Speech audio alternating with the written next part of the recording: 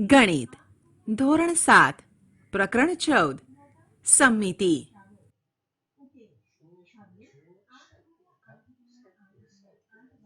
પ્રસ્તાવના. સમમિતિ એક મહત્વપૂર્ણ ભૌમિતિક વિચાર છે જે સામાન્ય રીતે પ્રકૃતિમાં પ્રદર્શિત થાય છે અને તેનો ઉપયોગ લગભગ દરેક ક્ષેત્રની પ્રવૃત્તિમાં કરવામાં આવે છે. કલાકારો, વ્યવસાયિકો, કપડાં અથવા દાગીનાના ડિઝાઇનર, કાર ઉત્પાદકો, આર્કિટેક્ટ અને અન્ય ઘણા લોકો સમમિતિના વિચારનો ઉપયોગ કરે છે. મધપૂડો, ફૂલો, ઝાડના પાંદડા, ધાર્મિક પ્રતીકો, ગાદલા અને હાથરૂમાલ જેવી દરેક જગ્યાએ તમને સમમિતિ આકૃતિઓની રચના મળશે. અગાઉના ધોરણમાં તમે રેખાની સમમિતિ વિશે શીખી ગયા છો. નીચેની આકૃતિઓ રેખાની સમમિતિ ધરાવે છે. જો તેમાં દર્શાવેલ રેખા પાસેથી તેને વાળી દેવાય તો આકૃતિના બંને ભાગ બંધ બેસતા થાય. ચાલો આપણે હવે સમમિતિ પરના ઘણા વિચારોને વધુ મજબૂત કરીએ. નીચેની આકૃતિઓનો અભ્યાસ કરો જેમાં સમમિતિની રેખાને તૂટક રેખા વડે બતાવેલી છે. નિયમિત બહુકોણ આકૃતિ માટે રેખાઓની સમમિતિ. તમે જાણો છો કે બહુકોણ એ બંધ આકૃતિ છે જે ઘણા રેખાખંડોથી બને છે. રેખાખંડની ઓછામાં ઓછી સંખ્યાથી બનેલો બહુકોણ એ ત્રિકોણ છે. જો બહુકોણની તમામ બાજુઓ સમાન લંબાઈની હોય અને તમામ ખૂણા સમાન માપના હોય તો તેને નિયમિત બહુકોણ કહેવામાં આવે છે. આમ એક સમબાજુ ત્રિકોણ એ 3 બાજુઓનો નિયમિત બહુકોણ છે. શું તમે 4 બાજુઓના નિયમિત બહુકોણનું નામ આપી શકો છો? એક સમબાજુ ત્રિકોણ નિયમિત છે કારણ કે તેની દરેક બાજુઓની લંબાઈ સમાન અને તેના દરેક ખૂણાનું માપ 60 અંશ છે. ચોરસ પણ નિયમિત છે કારણ કે તેની બધી બાજુઓ સમાન લંબાઈની છે અને તેના દરેક ખૂણા કાટખૂણા એટલે કે 90 અંશ છે. તેના વિકર્ણ એકબીજાના લંબ દ્વિભાજક હોવાનું જણાય છે. જો પંચકોણ નિયમિત હોય તો સ્વાભાવિક રીતે તેની બાજુઓ સમાન લંબાઈની હોય છે.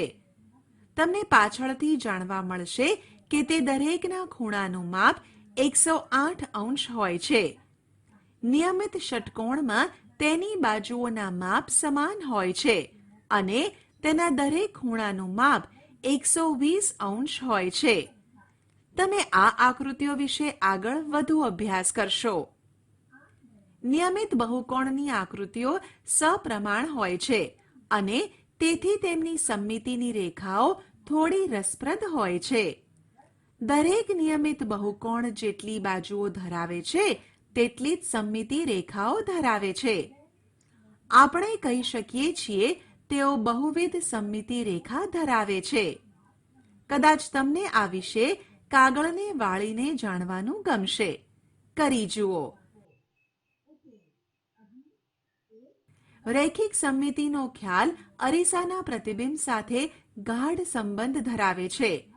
જ્યારે કોઈ આકારનો અડધો ભાગ તેના બીજા અડધા ભાગનું પ્રતિબિંબ હોય ત્યારે તે આકાર રૈખિક સમમિતિ ધરાવે છે.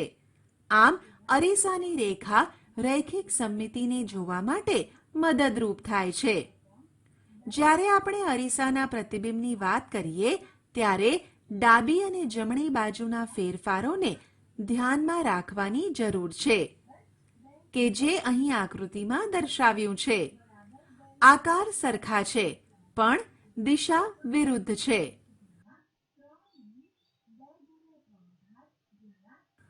આ પંચિંગ ગેમ રમો. વાળેલા ભાગની રેખા અથવા અક્ષ એ રૈખિક સમમિતિ છે. વાળેલા પૂંઠા પર પાડવામાં આવેલ છિદ્રોનો તેમના જુદા જુદા સ્થાનનો અને તેને અનુરૂપ રૈખિક સમમિતિઓનો અભ્યાસ કરો. ઉદાહરણ: કાણા પાડેલી આકૃતિઓની નકલ કરો અને સમમિતિનો અક્ષ શોધો.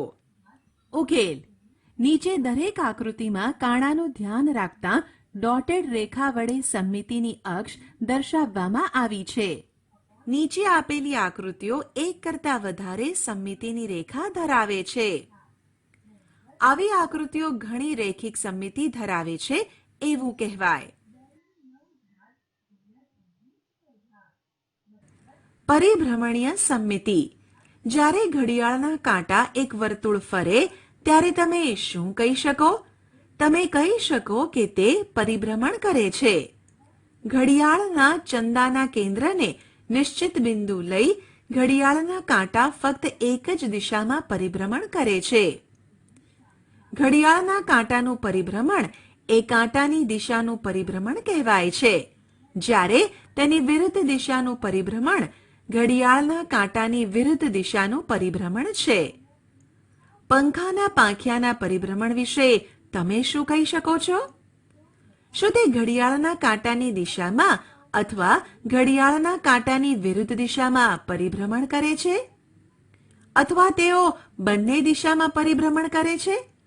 જો તમે સાયકલના પૈડાને ફેરવો તો તે પરિભ્રમણ કરે છે.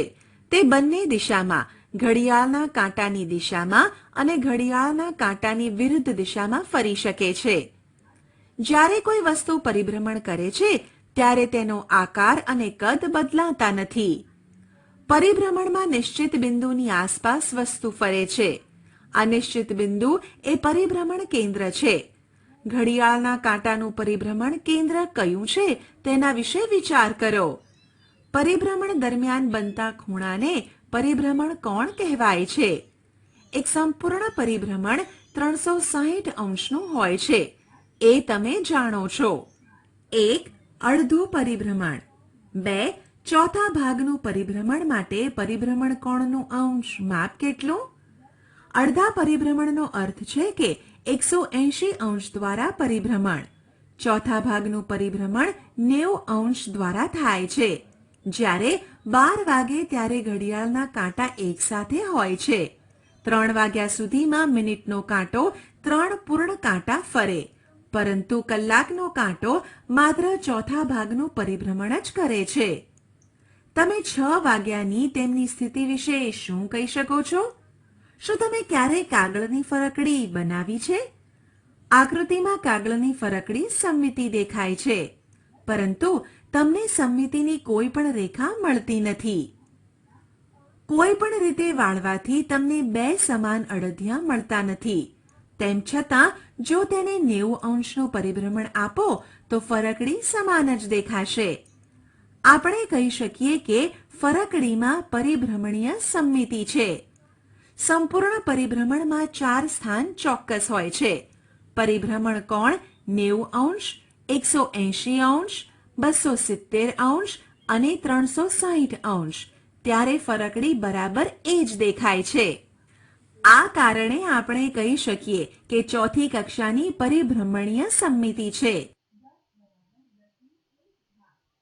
એક વધારે ઉદાહરણ પરિભ્રમણીય સમમિતિનું છે. આકૃતિમાં ચોરસનો એક ખૂણો P લો. ચાલો ચોરસના કેન્દ્ર આગળ દર્શાવેલી નિશાની સ્ટારની આસપાસ ચોથા ભાગનું પરિભ્રમણ કરાવીએ. આકૃતિ 1માં પ્રારંભિક સ્થિતિ છે. કેન્દ્ર આસપાસ 90 અંશનું પરિભ્રમણ કરાવતા આકૃતિ 2 મળે છે. અહીં P નું સ્થાન જુઓ. ફરી 90 અંશનું પરિભ્રમણ કરાવતા આકૃતિ 3 મળે છે. આ રીતે જ્યારે ચોથા ભાગના 4 પરિભ્રમણ પૂરા થાય છે ત્યારે ચોરસ તેની મૂળ સ્થિતિમાં આવે છે. તે હવે આકૃતિ 1 જેવી દેખાશે. દરેક વખતે P ના સ્થાન પરથી આ જોઈ શકાય છે. આમ ચોરસ તેના કેન્દ્ર વિશે ચોથી કક્ષાની પરિભ્રમણીય સમમિતિ ધરાવે છે. જુઓ કે 1. પરિભ્રમણનું કેન્દ્ર એ ચોરસનું કેન્દ્ર છે. 2. પરિભ્રમણનો કોણ 90 અંશ છે. 3. પરિભ્રમણની દિશા ઘડિયાળના કાંટાની દિશામાં છે. 4. પરિભ્રમણીય સમમિતિનો ક્રમ 4 છે. 1. એ તમે સમભુજ ત્રિકોણ માટે પરિભ્રમણીય સમમિતિની કક્ષા કહી શકો છો? ઉકેલ: સમભુજ ત્રિકોણને મૂળ જેવો દેખાવાની બરાબર 3 સ્થિતિ પ્રાપ્ત થાય છે. આમ સમબાજુ ત્રિકોણ માટે પરિભ્રમણીય સમમિતિની કક્ષા 3 છે. બી. કેન્દ્ર આસપાસ 120 અંશ દ્વારા પરિભ્રમણ કરવામાં આવે ત્યારે એવી કેટલી સ્થિતિ મળે છે કે જેના પર ત્રિકોણ એક સરખું જ દેખાય? ઉકેલ: ત્રિકોણને કેન્દ્ર આસપાસ 120 અંશના ખૂણે પરિભ્રમણ કરવામાં આવે ત્યારે એક સરખો જ દેખાય એવી એક જ સ્થિતિ મળે છે. 2. નીચેનામાંથી કયા આકારમાં નિશાન કરેલા બિંદુ આગળ પરિભ્રમણીય સમમિતિ છે? ઉકેલ: એક પરિભ્રમણને અંતે વસ્તુ પહેલા જેવી જ દેખાય તો તે વસ્તુને પરિભ્રમણીય સમમિતિ હોય. ઉપરના તમામ આકારો 1, 2, 3 અને 4 માં તેમના બિંદુ x આસપાસ પરિભ્રમણીય સમમિતિ છે. બે એક સરખા સમાંતર બાજુ ચતુષ્કોણ ABCD એક કાગળ પર અને A', B', C', D' બીજા એક પારદર્શક કાગળ પર દોરો. તેમના વિકર્ણોના છેદબિંદુઓ અનુક્રમે O અને O' દર્શાવો. આ સમાંતર બાજુ ચતુષ્કોણોને એવી રીતે મૂકો કે જેથી A' A પર આવે, B' B પર આવે અને તેથી O' O પર આવશે. હવે O બિંદુ પર એક ટાંકણી લગાવો. હવે પારદર્શક આકારને ઘડિયાળના કાંટાની દિશામાં ફેરવો. એક પૂર્ણ આંટા દરમિયાન કેટલી વાર બંને આકારો બરાબર બંધ બેસતા આવે છે? પરિભ્રમણીય સમમિતિનો ક્રમ કયો છે? 1. જ્યારે આપણે ઘડિયાળના કાંટાની દિશામાં આકાર ફેરવીએ ત્યારે બે સ્થિતિ જોઈએ છીએ. A' એ A ઉપર, B A' એ C ઉપર આવે છે. પૂર્ણ પરિભ્રમણ 360 અંશ પૂરું કરતા સમાંતર બાજુ ચતુષ્કોણ બે વખત બરાબર બંધ બેસતો આવે છે. 2. સમાંતર બાજુ ચતુષ્કોણને પરિભ્રમણીય સમમિતતાનો ક્રમ 2 છે. જે બિંદુ પર ટાંકણી છે તે પરિભ્રમણ કેન્દ્ર છે. તે આ કિસ્સામાં વિકર્ણોનું છેદબિંદુ છે. દરેક વસ્તુની પરિભ્રમણીય સમમિતિ 1 છે કારણ કે તે 360 અંશના પરિભ્રમણ એટલે કે એક સંપૂર્ણ પરિભ્રમણ પછી સમાન સ્થિતિ ધરાવે છે. આવા કિસ્સામાં આપણને કોઈ રસ નથી. તમારી આસપાસ ઘણા આકારો છે જે પરિભ્રમણીય સમમિતિ ધરાવે છે. ઉદાહરણ તરીકે, જ્યારે તમે કેટલાક ફળોને કાપો છો ત્યારે મળતો આડછેદ એ પરિભ્રમણ સમમિતિ ધરાવે છે. તમે આકૃતિને ધ્યાનથી જોશો ત્યારે તમને આશ્ચર્ય થશે. એ ઉપરાંત રસ્તા પર દેખાતા ઘણા માર્ગ ચિહ્ન કે જે પરિભ્રમણીય સમમિતિ દર્શાવે છે. તમે આવા માર્ગ ચિહ્નોને ઓળખવાનો પ્રયત્ન કરો અને તેમની પરિભ્રમણીય સમમિતિનો ક્રમ શોધો. ચિહ્નથી દર્શાવેલ બિંદુ વિશે આપેલ આકૃતિની પરિભ્રમણીય સમમિતિનો ક્રમ જણાવો. 1. અહીં પરિભ્રમણીય સમમિતિનો ક્રમ 4 છે. 2. અહીં પરિભ્રમણીય સમમિતિનો ક્રમ 3 છે. 3. અહીં પરિભ્રમણીય સમમિતિનો ક્રમ 2 છે. ઉદાહરણ: નીચે આપેલી આકૃતિમાં પરિભ્રમણીય સમમિતિનો ક્રમ 1 કરતાં વધુ છે. ઉકેલ: A. આ ચિત્રને 90 અંશના ખૂણે 4 વખત ફેરવતા મૂળ સ્થિતિએ આવે. માટે આ ચિત્રની પરિભ્રમણીય સમમિતિનો ક્રમ 4 છે. B. આ ચિત્રને 120 અંશના ખૂણે 3 વખત ફેરવતા મૂળ સ્થિતિએ આવે. માટે આ ચિત્રની પરિભ્રમણીય સમમિતિનો ક્રમ 3 છે. D. આ ચિત્રને 180 અંશના ખૂણે 2 વખત ફેરવતા મૂળ સ્થિતિએ આવે. માટે આ ચિત્રની પરિભ્રમણીય સમમિતિનો ક્રમ 2 છે. E. આ ચિત્રને 120 અંશના ખૂણે 3 વખત ફેરવતા મૂળ સ્થિતિએ આવે. માટે આ ચિત્રની પરિભ્રમણીય સમમિતિનો ક્રમ 3 છે. F. આ ચિત્રને 90 અંશના ખૂણે 4 વખત ફેરવતા મૂળ સ્થિતિએ આવે. માટે આ ચિત્રની પરિભ્રમણીય સમમિતિનો ક્રમ 4 છે. આમ ઉપર આપેલી આકૃતિઓમાંથી આકૃતિ એ, બી, ડી અને એફ નો પરિભ્રમણીય સમમિતિનો ક્રમ 1 થી વધારે છે. રૈખિક સમમિતિ અને પરિભ્રમણીય સમમિતિ. તમે અત્યાર સુધી ઘણા આકારો અને તેમની સમમિતિ જોઈ. હવે તમે સમજી ગયા હશો કે કેટલાક આકારોમાં માત્ર રૈખિક સમમિતિ છે અને કેટલાકમાં પરિભ્રમણીય સમમિતિ, તો કેટલાકમાં બંને છે. ઉદાહરણ તરીકે વિચારો કે એક ચોરસ આકાર છે. તેમાં સમમિતિની કેટલી રેખાઓ છે? તેમાં પરિભ્રમણીય સમમિતિ છે? જો હા, તો પરિભ્રમણીય સમમિતિનો ક્રમ કયો છે? તેના માટે વિચારો. વર્તુળ એ સૌથી સંપૂર્ણ સમમિતિ ધરાવતી આકૃતિ છે, કારણ કે તેને કોઈ પણ ખૂણે તેના કેન્દ્રની ફરતે પરિભ્રમણ કરાવી શકાય છે અને સાથે સાથે તેમાં અમર્યાદિત સંખ્યામાં રૈખિક સમમિતિ છે. કોઈ પણ વર્તુળની ભાતનું અવલોકન કરો. કેન્દ્રમાંથી પસાર થતી દરેક રેખા અર્થાત દરેક વ્યાસ સમમિતિની રેખા છે. પ્રતિબિંબિત અને તે દરેક ખૂણા માટે કેન્દ્રની આસપાસ પરિભ્રમણીય સમમિતિ ધરાવે છે. કેટલાક અંગ્રેજી મૂળાક્ષરોની સમમિતિ અદ્ભુત છે. કયા મૂળાક્ષરોમાં એક જ રૈખિક સમમિતિ છે? ઉદાહરણ ઈ. કયા મૂળાક્ષરોની પરિભ્રમણીય સમમિતિની સંખ્યા 2 છે? આવી રીતે વિચારવાનો પ્રયત્ન કરીને નીચેનું કોષ્ટક પૂર્ણ કરીએ. ઉકેલ. મૂળાક્ષર Z માં રૈખિક સમમિતિ નથી, તેથી તેની રૈખિક સમમિતિની સંખ્યા 0 છે. જ્યારે મૂળાક્ષર Z ની પરિભ્રમણ સમમિતિ છે અને તેની પરિભ્રમણ સમમિતિની કક્ષા 2 છે.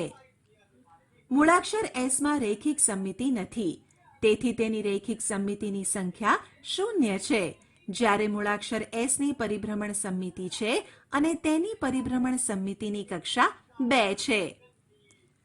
મૂળાક્ષર H માં રૈખિક સમમિતિ છે, તેથી તેની રૈખિક સમમિતિની સંખ્યા 2 છે. જ્યારે મૂળાક્ષર H ની પરિભ્રમણ સમમિતિ છે અને તેની પરિભ્રમણ સમમિતિની કક્ષા 2 છે. મૂળાક્ષર O માં રૈખિક સમમિતિ છે, તેથી તેની રૈખિક સમમિતિની સંખ્યા અસંખ્ય છે. જ્યારે મૂળાક્ષર O ની પરિભ્રમણ સમમિતિ છે અને તેની પરિભ્રમણ સમમિતિની કક્ષા અસંખ્ય છે. મૂળાક્ષર E માં રૈખિક સમમિતિ છે, તેથી તેની રૈખિક સમમિતિની સંખ્યા 1 છે. જ્યારે મૂળાક્ષર E ની પરિભ્રમણ સમમિતિ છે અને તેની પરિભ્રમણ સમમિતિની કક્ષા 1 છે. મૂળાક્ષર N માં રૈખિક સમમિતિ નથી, તેથી તેની રૈખિક સમમિતિની સંખ્યા 0 છે. જ્યારે મૂળાક્ષર N ની પરિભ્રમણ સમમિતિ છે અને તેની પરિભ્રમણ સમમિતિની કક્ષા 2 છે. મૂળાક્ષર C માં રૈખિક સમમિતિ છે, તેથી તેની રૈખિક સમમિતિની સંખ્યા 1 છે. જ્યારે મૂળાક્ષર C ની પરિભ્રમણ સમમિતિ છે અને તેની પરિભ્રમણ સમમિતિની કક્ષા 1 છે. આપણે શી ચર્ચા કરી? 1. જો કોઈક રેખા દ્વારા આકૃતિ 2 ભાગમાં એવી રીતે વહેંચાતી હોય કે બંને બંધ બેસતા આવે, તો તે આકૃતિને રૈખિક સમમિતિ છે એમ કહેવાય. 2. નિયમિત બહુકોણ સમાન બાજુઓ અને સમાન ખૂણાઓ ધરાવે છે. તે ઘણી વધારે, એક કરતાં વધુ રૈખિક સમમિતિ ધરાવે છે. નિયમિત બહુકોણ, નિયમિત ષટકોણ, નિયમિત પંચકોણ, ચોરસ, સમબાજુ ત્રિકોણ. સમમિતિની રેખાની સંખ્યા 6, 5, 4, 3. દરેક નિયમિત બહુકોણ તેની જેટલી બાજુઓ હોય તેટલી રૈખિક સમમિતિઓ ધરાવે છે. 4. અરીસામાં મળતું પ્રતિબિંબ સમમિતિ ધરાવે છે, પરંતુ તેમાં ડાબી અને જમણી બાજુના ફેરફારોને ધ્યાનમાં લેવા જરૂરી છે. 5. પરિભ્રમણ કોઈ વસ્તુ અથવા આકારને એક નિશ્ચિત બિંદુ આસપાસ ફેરવે છે. નિશ્ચિત બિંદુને પરિભ્રમણનું કેન્દ્ર કહે છે. જે ખૂણે પરિભ્રમણ થાય તેને પરિભ્રમણ કોણ કહે છે.